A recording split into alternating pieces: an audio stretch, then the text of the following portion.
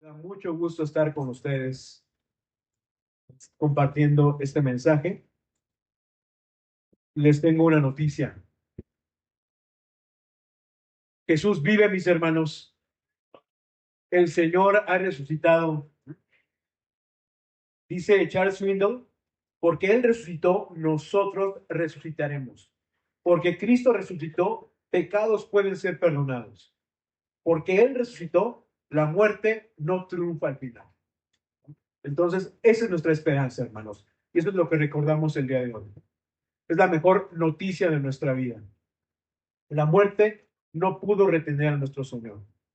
Y hoy vamos a recordar ese hecho histórico, ¿no? En el Evangelio de Marcos, en el capítulo 16. Así es que vamos a orar para comenzar, ¿va? Pues vamos a orar, mis hermanos. Ponemos este tiempo en las manos de Dios.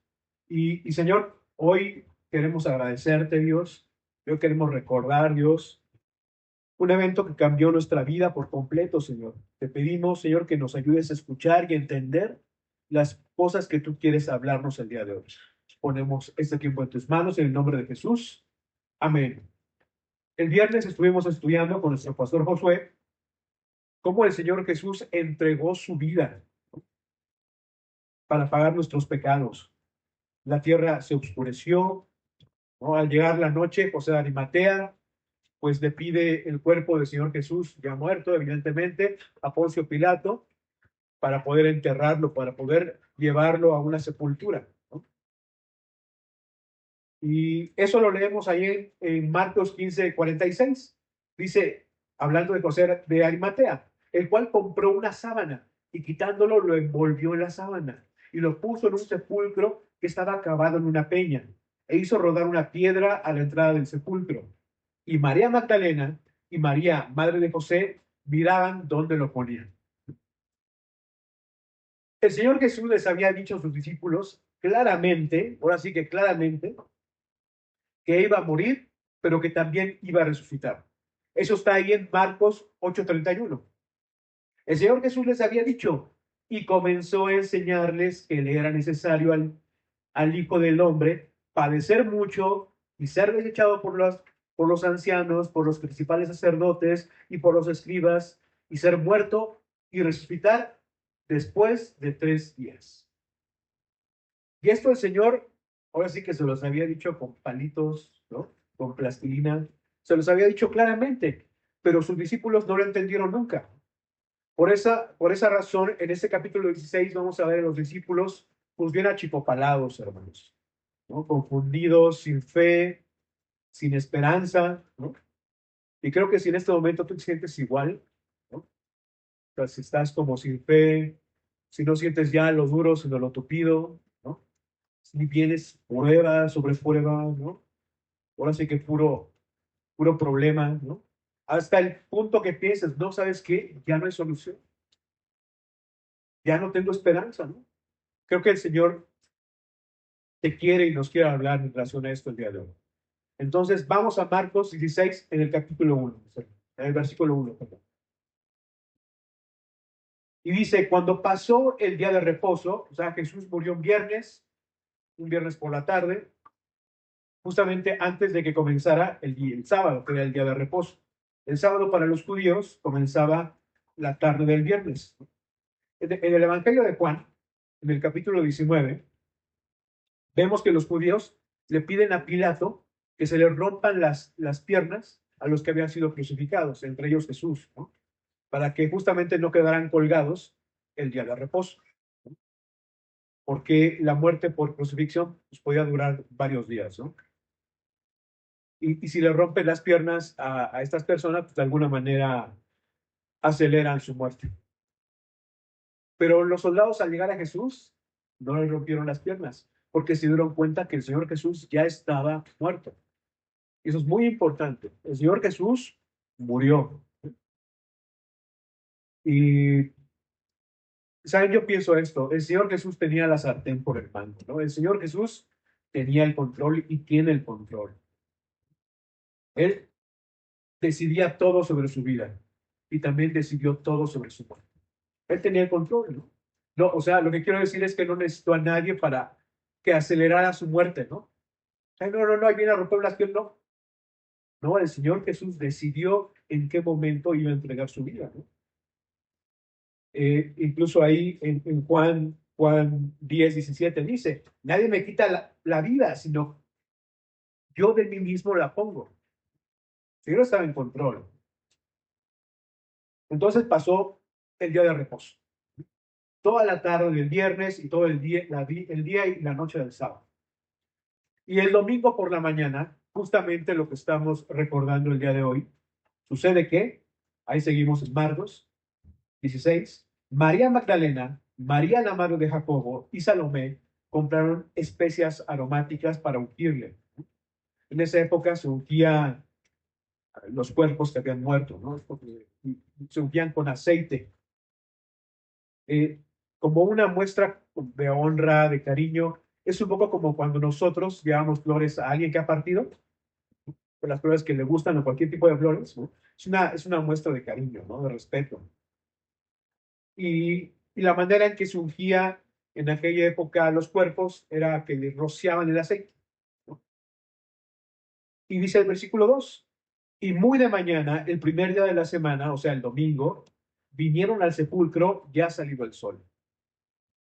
Evidentemente esas mujeres creían que Jesús estaba muerto, porque era la realidad, ¿no?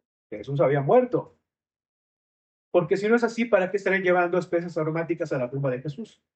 ¿O para qué estarían yendo a la tumba, ¿no? Y dice el versículo 3, pero decían entre sí, eso es lo que ella, como que les tenían esta cosa, ¿no? Como que les angustiaba un poco. ¿Quién nos removerá la piedra de la entrada del sepulcro? O sea, sí llevamos todo para ungirle, ¿no? Pero recordemos que hay una piedra en el sepulcro. O sea, recordemos que el Señor es llevado a esa tumba que estaba, pues, en una peña, y estaba acabada ahí, esta tumba, y la habían cerrado con una roca, ¿no? Que era propiedad, pues, no la roca, sino la tumba de José de Arimatea.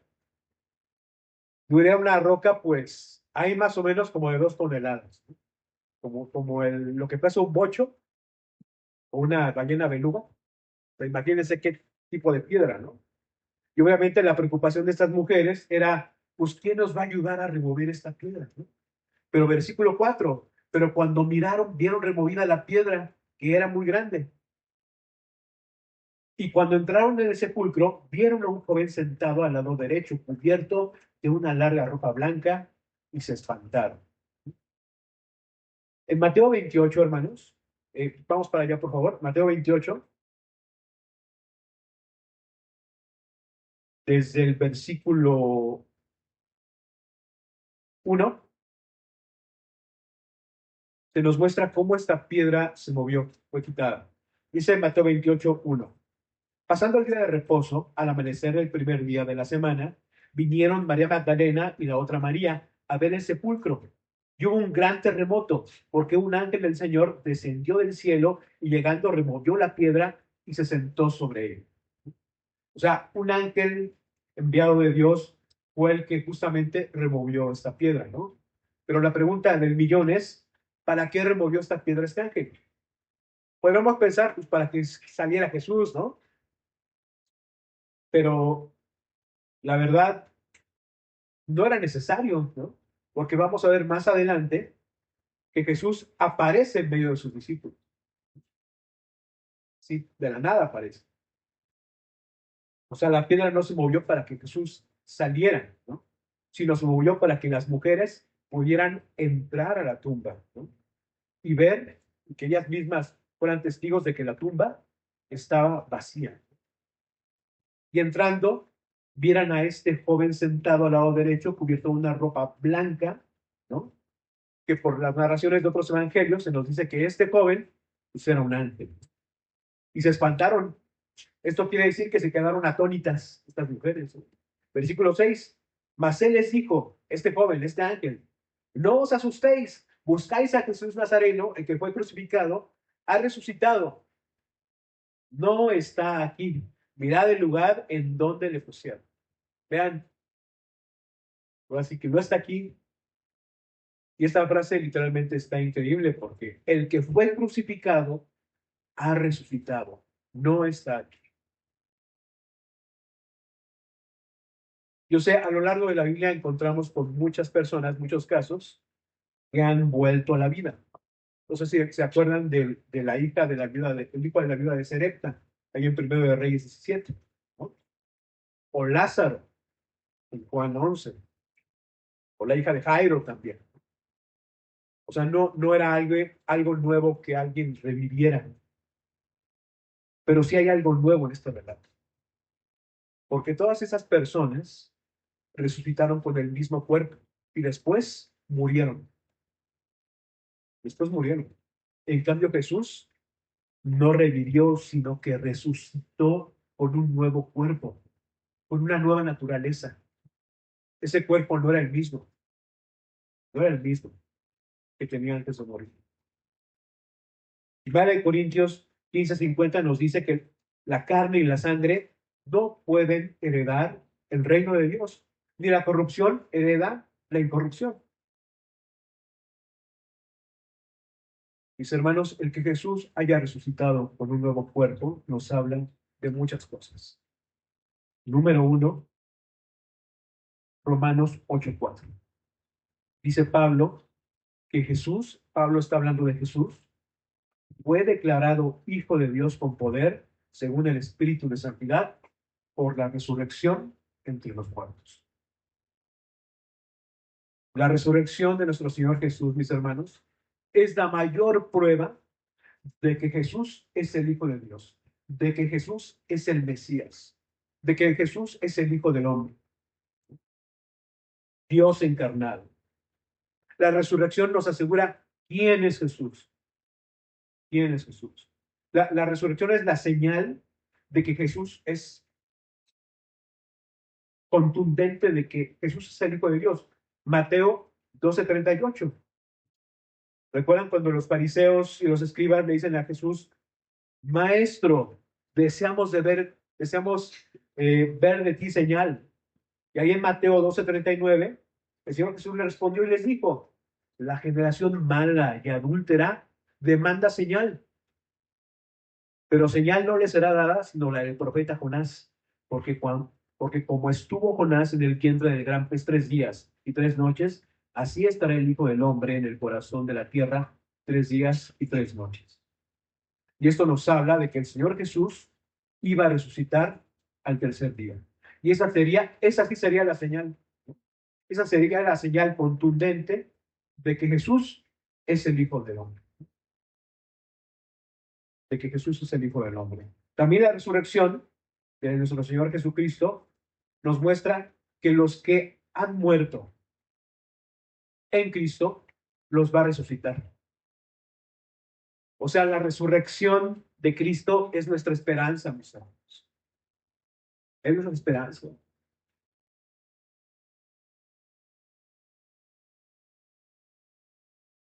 No todo, no todo se termina cuando morimos. No todo se termina cuando morimos. Los que hemos creído en Cristo tenemos la firme esperanza de que Él nos va a resucitar. Primera de Tesalonicenses 4:14. Porque si creemos que Jesús murió y resucitó, así también traerá Dios con Jesús a los que durmieron con Él. Esa es nuestra esperanza.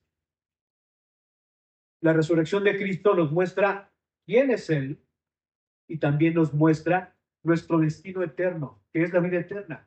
No vamos a morir para siempre, mis hermanos. También cuando el escritor de Hebreos nos habla de que Jesús es nuestro gran sumo sacerdote, de que no ha habido nadie como Él, leemos ahí en Hebreos 7, por favor, acompáñenme. Leemos ahí en Hebreos 7, desde el versículo 23.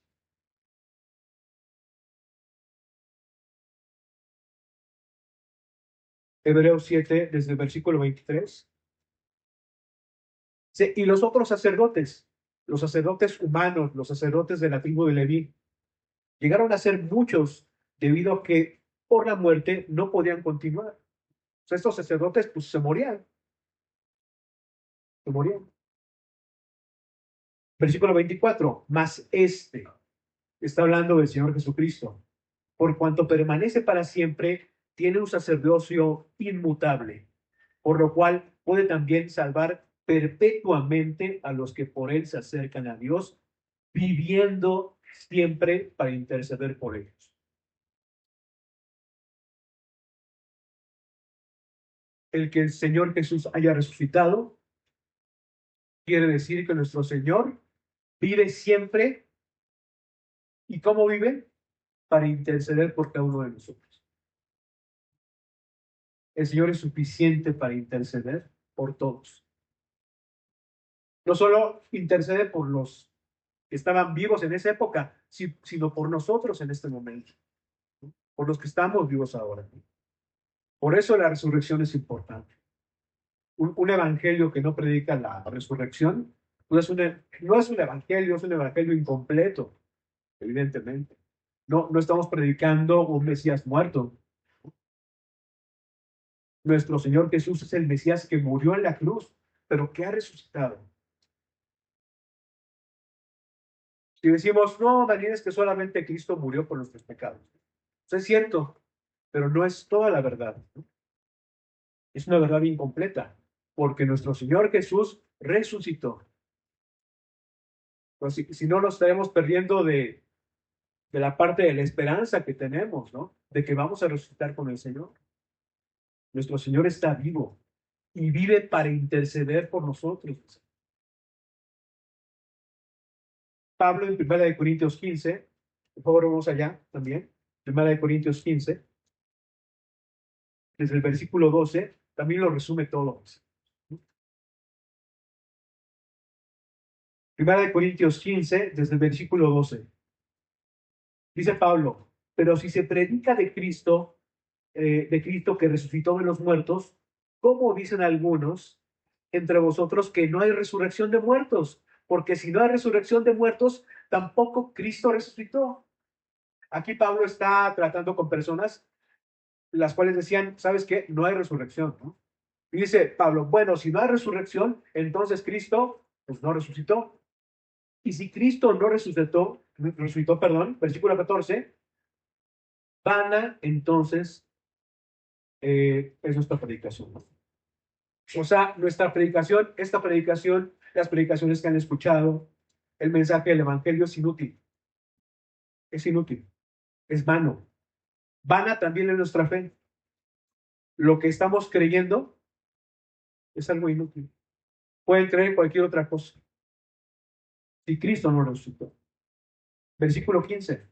Y somos hallados falsos testigos de Dios porque hemos testificado de Dios que Él resucitó de Cristo, el cual no resucitó si en verdad los muertos no resucitan. No solamente nuestra predicación es vana, nuestra fe es vana, sino que somos testigos falsos. Versículo 16. Porque si los muertos no resucitan, tampoco Cristo resucitó. Y si Cristo no resucitó, vuestra fe es vana y aún estáis en vuestros pecados. Si Cristo no resucitó, quiere decir que Dios no aceptó el sacrificio por nuestros pecados. Y estamos todavía en nuestros pecados. ¿Se imaginan qué terrible? Y estamos condenados a muerte. Y nos espera un futuro trágico. Pero, 1 Corintios 15:20, más abajito. 1 Corintios 15:20. Mas ahora Cristo ha resucitado de los muertos. Primicias de los que durmieron es hecho. Porque por cuanto la muerte entró por un hombre, también por un hombre la resurrección de los muertos. Porque así como en Adán todos mueren, también en Cristo todos serán vivificados. Mis hermanos, si Cristo no resucitó, no tiene sentido nada de lo que estamos haciendo ahorita. No tiene sentido nada. No tiene sentido el reunirnos este día. Si Cristo no resucitó, estamos condenados a muerte. Pero paren todo. Así paren todo. Cristo resucitó. Y es lo que le dice este ángel a las mujeres en el sepulcro. Cristo ha resucitado, no está aquí. Mirad el lugar donde lo pusieron, o sea, ¿dónde? Como John Travolta. Versículo 7 de Marcos 16, por favor.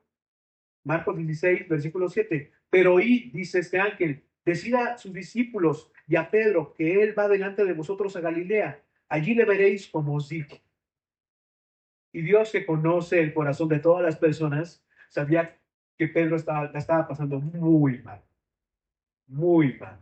Estaba pasando por un momento muy difícil, ¿no? ¿Recuerdan la última vez que vimos a Pedro en este evangelio? Lo vimos llorando amargamente, ¿no?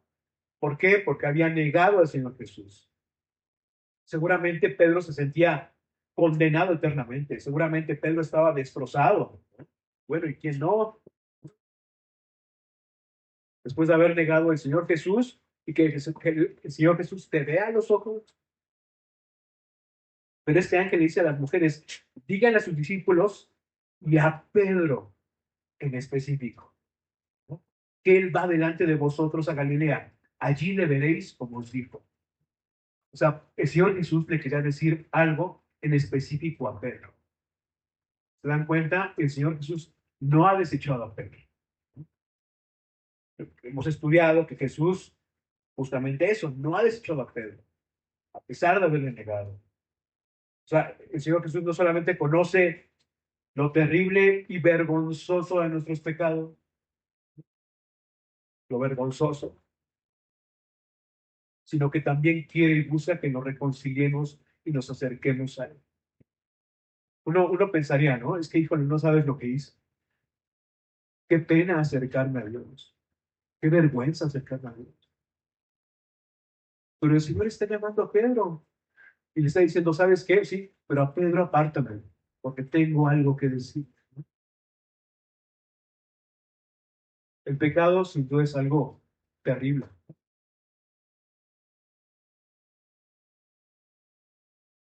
El peor pecado,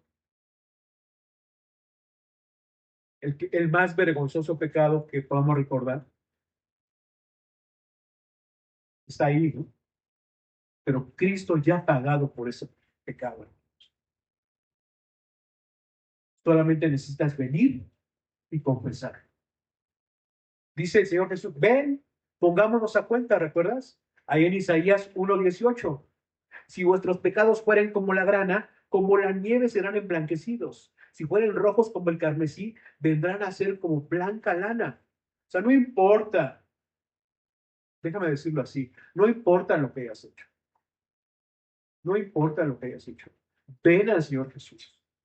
Él puede limpiar tu pecado. No importa qué tan espantoso es tu pecado. Cristo lo puede limpiar. Y dice también, otra vez, pero id y decid a sus discípulos y a Pedro que él va delante de vosotros a Galilea. Y ahí le veréis como os dijo. ¿Saben qué? También veo eso. Dios siempre cumple lo que promete. No es como nosotros, ¿no? Que nosotros prometemos algo y, ¿cómo le explico? El Señor dijo, voy a ser crucificado, pero los voy a encontrar en Galilea. Y así fue. En Juan 21:1 se narra cómo fue este encuentro, ¿no? Se nos dice ahí en Juan 21:1 que el Señor se manifestó a sus discípulos en el mar de Tiberias, ¿no? Que es el mar de Galilea. O sea, nada del plan original de Dios se ha movido, ¿no? Él va a Galilea como lo ha prometido. El Señor es fiel. Y podemos también descansar en eso. El Señor es fiel.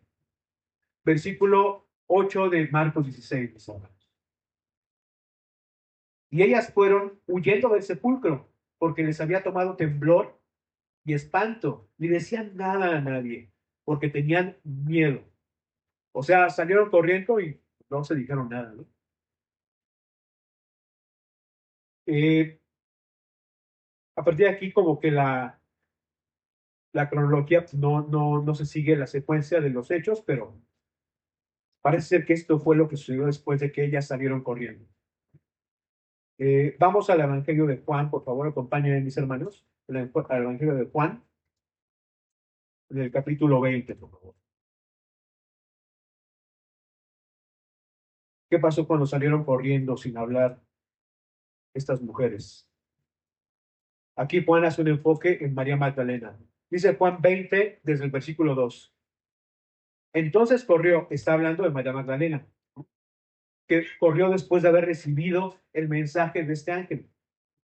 Y fue a Simón Pedro y al otro discípulo al que amaba a Jesús, este es Juan, y les dijo, se ha llevado del sepulcro el Señor y no sabemos dónde le han puesto. O sea, ellas todavía no les había caído el 20 de lo que había dicho el ángel, ¿no? Ellas pensaban que el cuerpo se lo habían llevado, ¿no? Versículo 3, y salieron Pedro y el otro discípulo y fueron al sepulcro. Corrían los dos juntos, pero el otro discípulo corrió más a prisa que Pedro y llegó primero al sepulcro. O sea, Juan era más joven, le ganó la carrera a Pedro, evidentemente.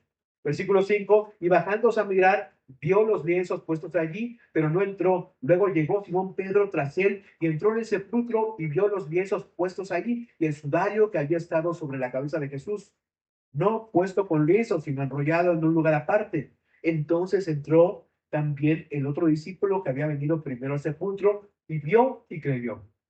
Lo que creyó es que no estaba ahí, ¿no? No que creyó que el Señor Jesús haya resucitado, porque leemos en el siguiente versículo 9, porque aún no habían entendido la escritura, que era necesario que Él resucitase de los muertos. Y volvieron los discípulos a los suyos. Entonces ellos, creyendo que se habían robado el cuerpo, se van y se reúnen con los otros discípulos.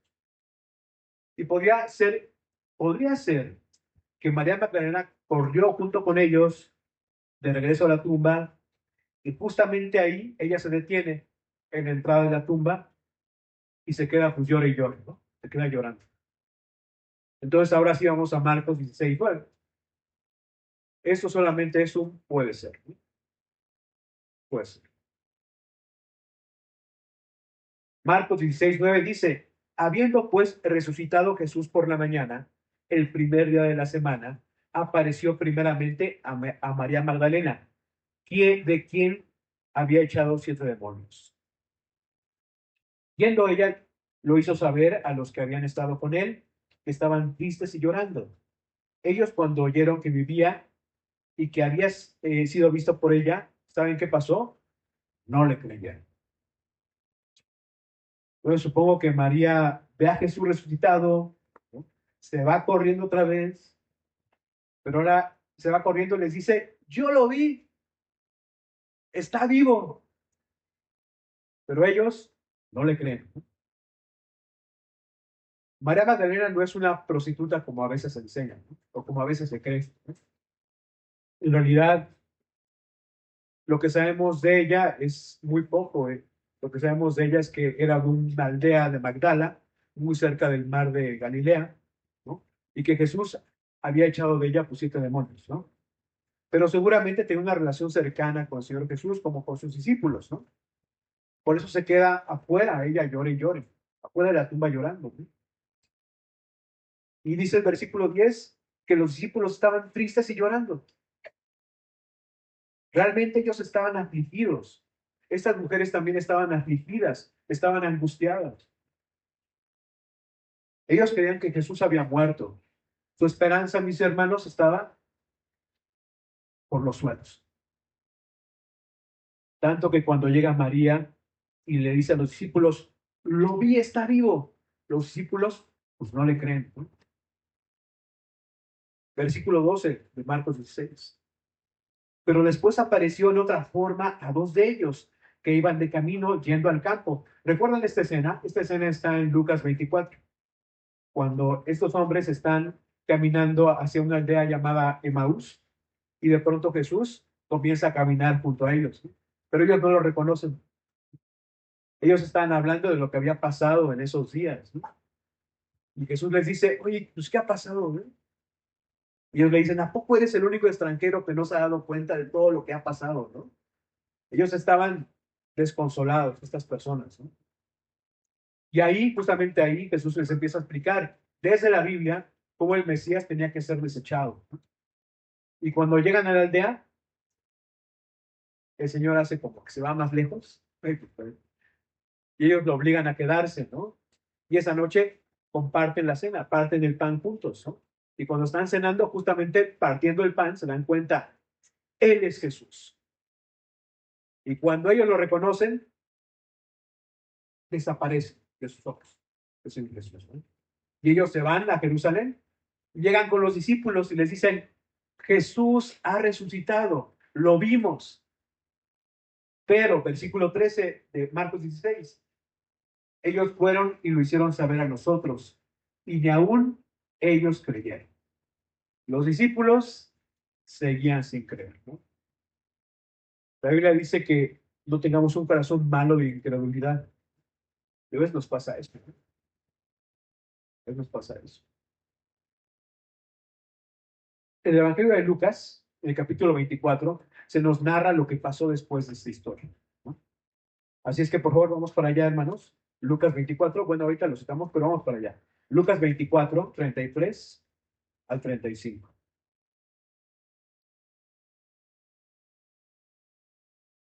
En Lucas 24, 33 al 35, vemos lo que pasó después.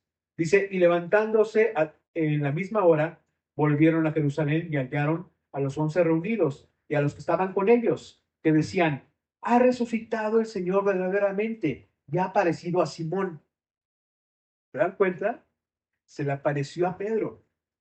Entonces ellos contaban las cosas que les habían acontecido en el camino y cómo le habían reconocido al partir el pan. En algún momento, el Señor Jesús se le apareció así a Pedro, ¿no? Ese mismo Pedro que lo había negado, en algún momento de la historia, se le aparece solito, nada más para él. Es probable que cuando ellos llegan y están contando todo eso, pues Pedro dice, yo también lo vi. No solamente se les apareció a ellos. En 1 Corintios 15, Pablo nos dice que el Señor se apareció resucitado a más de 500 personas al mismo tiempo. Imaginan más de 500 personas. Se le apareció a su hermano Jacobo, bueno, medio hermano de Jesús. O sea, la evidencia es contundente. ¿Cuántos testimonios, no? Pero a veces tenemos un corazón malo de incredulidad. Regresemos a Marcos 16, por favor, en el versículo 14. Finalmente se apareció a los 11 mismos, estando ellos sentados a la mesa, y les reprochó.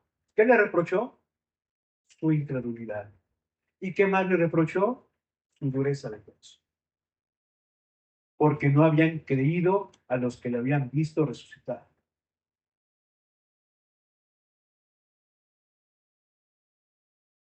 No le reprochó que lo hayan dejado, que lo hayan negado,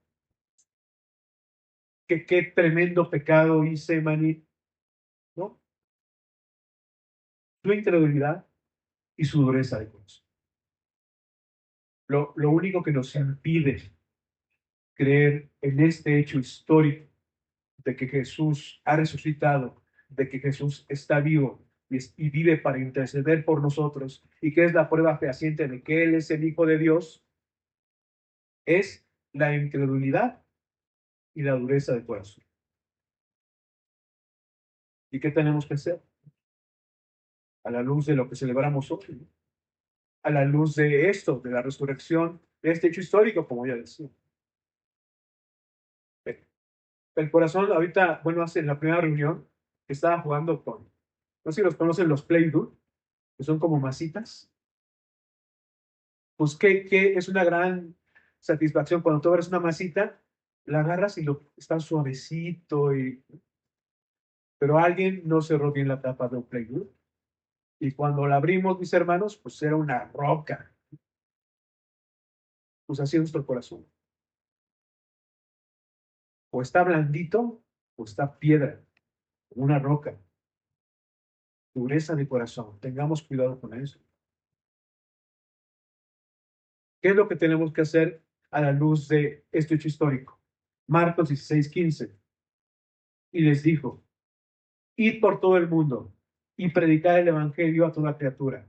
El que creyere y fuere bautizado será salvo, mas el que no creyere será condenado.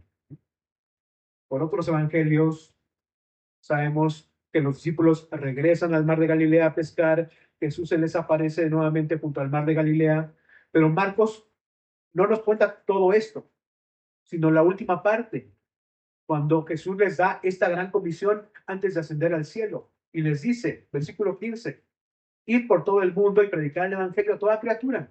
La gran comisión. El que creyere y fuere bautizado será salvo, mas el que no creyere será condenado. Mas el que no creyere será condenado. Y aquí podemos hacernos esta pregunta. ¿Es necesario ser bautizado para ser salvo? Y la respuesta contundente es no. El único requisito para la salvación es creer. No hay otro requisito para la salvación. Es creer. El que creyere y fuera bautizado será salvo. Ahí dice eso, ¿no?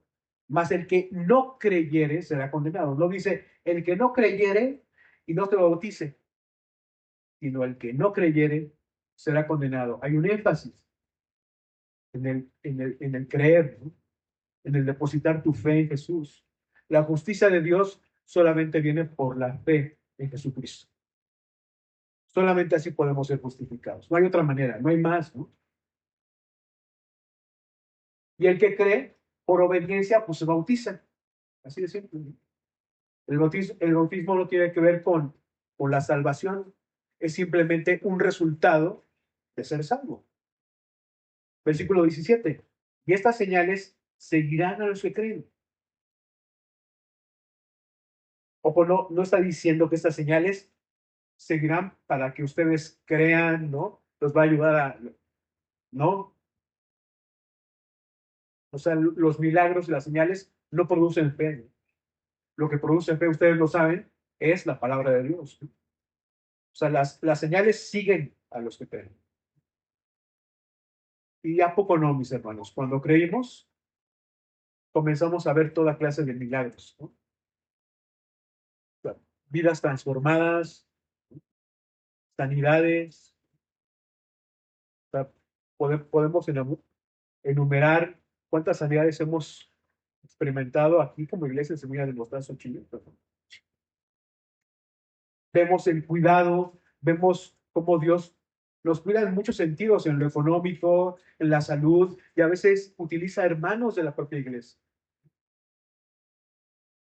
Ves a personas que tú dices, híjole, este cuate jamás yo lo hubiera pensado así rendido su vida al Señor, ¿no? Y ahora lo vemos sirviendo en Club Semilla o en la iglesia o en su trabajo o en la escuela, donde sea. Y aquí Marcos enlista alguna de estas señales. En mi nombre echarán fuera demonios, ¿no? Y esto lo vemos en el libro de Hechos, con Pedro y Pablo, ¿no? Hablarán nuevas lenguas. También sucedió en Hechos 2, en Pentecostés. Tomarán en las manos serpientes. En Hechos 28, Pablo también, en la isla de Malta, pues lo pica una víbora, ¿no? Y los lugareños esperan que se muera, ¿no?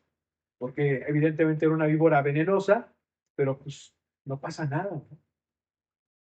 Y si bebieren cosa mortífera, no les hará daño. Sobre los enfermos pondrán sus manos y sanarán. Pienso en cuántos misioneros han salido a todas partes del mundo, aldeas remotas, lejanas, y han comido de todo y no les ha pasado nada. Y por supuesto, esto no es para tentar a Dios, ¿no? Esto no es para que agarres una cobra y le des de besos, no. No. O sea, eso no es para probar tu fe, eso, ¿no? Ni probarle nada a nadie. El contexto de todo esto es la predicación del Evangelio. Cuando estamos predicando el Evangelio, es muy probable que veamos señales y milagros. Y estoy seguro que muchos de ustedes que están acá han experimentado eso cuando han abierto la boca, usados por el Espíritu Santo, y han predicado las buenas nuevas de salvación. ¿Y cuál es el fin de todo esto, mis hermanos? Justamente eso, el Evangelio. El Evangelio que es poder de Dios para salvación a todo aquel que cree. No que se bautiza, sino que cree. Que todos sepan que Jesucristo murió y resucitó. Ahora sí que todo México se entere. Versículo 19 de Marcos 16. Y el Señor, después que les habló fue recibido arriba en el cielo y se sentó a la diestra de Dios.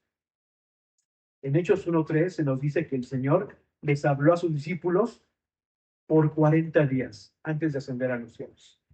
¿Qué les habrá dicho el Señor Jesús durante 40 días? ¿De qué les habló? Pues les habló, dice ahí, acerca del reino de Dios. Jesús fue recibido arriba del cielo. El Señor Jesús se adelantó a preparar un lugar para nosotros, una morada celestial. Resucitó para eso, resucitó para interceder por nosotros. ¿Quién nos condena, mis hermanos? ¿Quién te condena? ¿Quién te señala? No hay nadie. Ve la cruz y ve cómo Cristo resucitó. Su sacrificio fue acepto delante de Dios. Cristo es el que murió. Más aún, dice Romanos 8:34, el que también resucitó, el que además está a la diestra de Dios, el que también intercede por nosotros. Y no solamente eso, sino también que nos dio dones. Dio dones, Efesios 4:8. Dice que subiendo Cristo a lo alto, llevó cautiva la cautividad y dio dones a los hombres.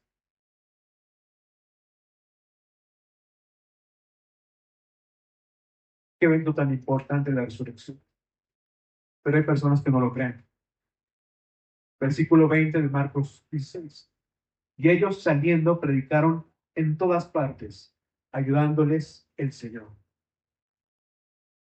Y eso está impactante porque el Señor les ayudó a predicar el Evangelio. ¿Y saben cómo les ayudó? En el libro de Hechos podemos muy bien ver la ayuda. Ahora sí que el Señor nos dio un empujoncito. ¿Saben qué consistió ese empujoncito? Primero en que Pedro y Pablo fueron azotados. Después que Esteban fue apedreado y muerto. Y que a partir de ahí la iglesia se dispersó y empezaron a predicar en todos los lugares del mundo, hasta el día de hoy. Así nos ayudó el Señor. Pues no me ayudes tanto, pero así nos ayudó el Señor. Muchas veces cuando nosotros padecemos persecuciones, ¿no?, pruebas, dentro del contexto del evangelismo, significa que el Señor nos está ayudando a nosotros.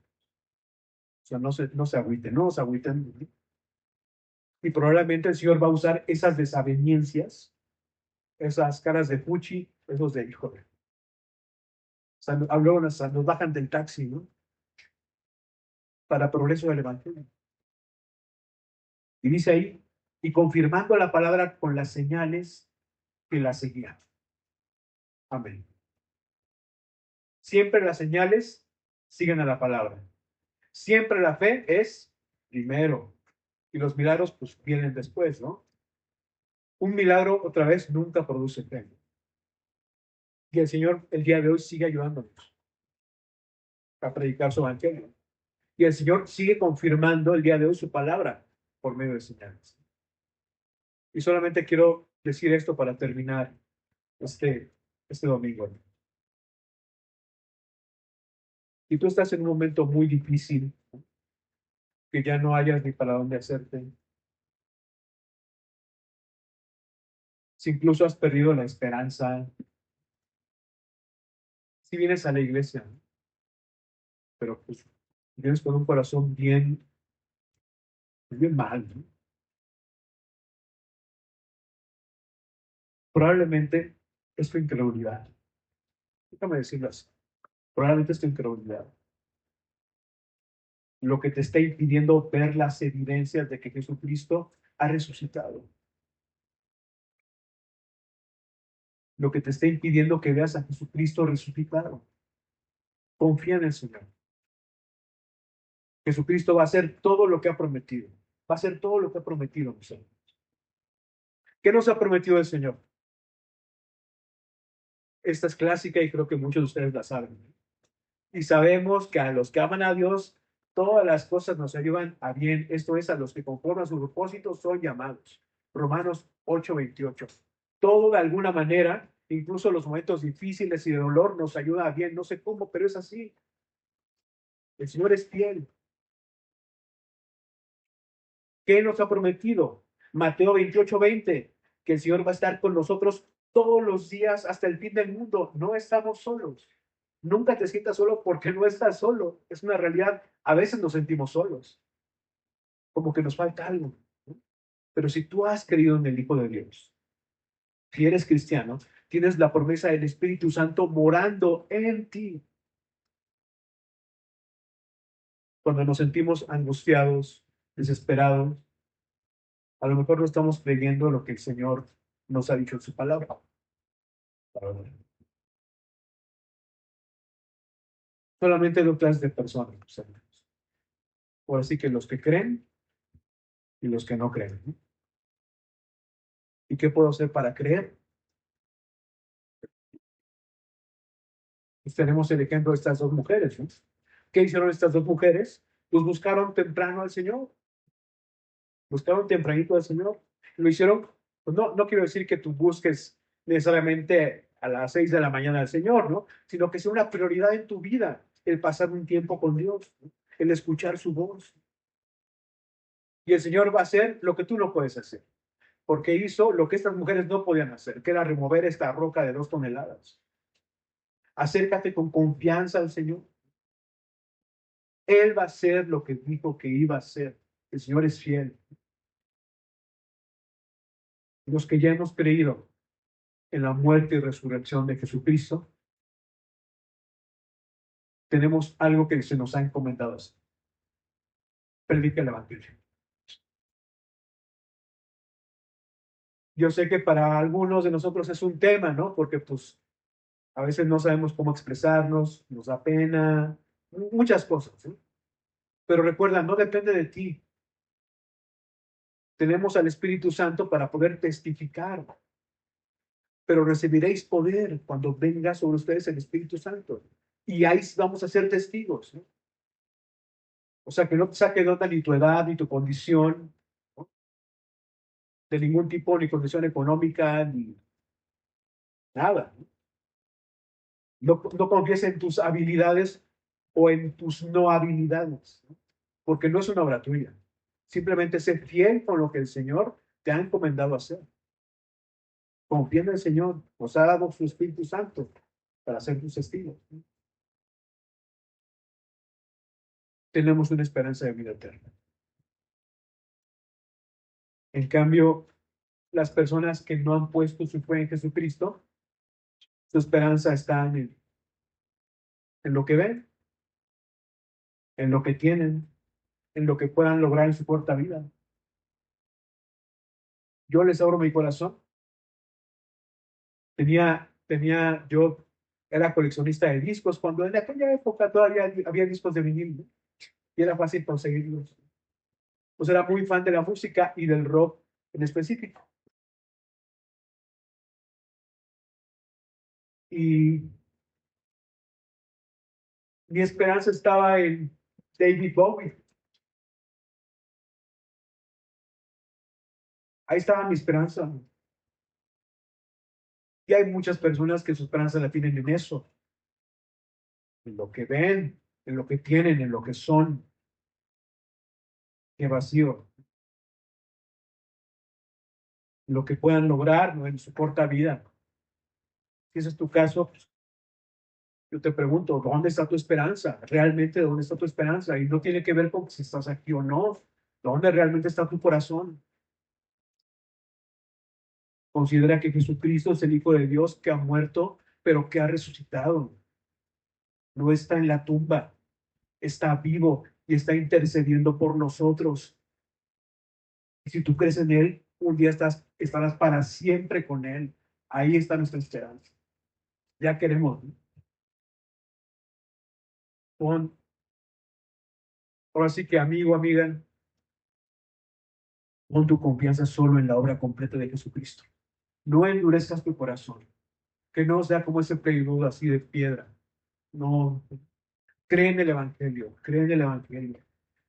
Cree que Jesucristo es Dios hecho hombre, que vino a la tierra y pagó cada uno de tus pecados. Esos pecados que te avergüenzan, esos ya no es problema porque Cristo ya los pagó en la cruz del Calvario.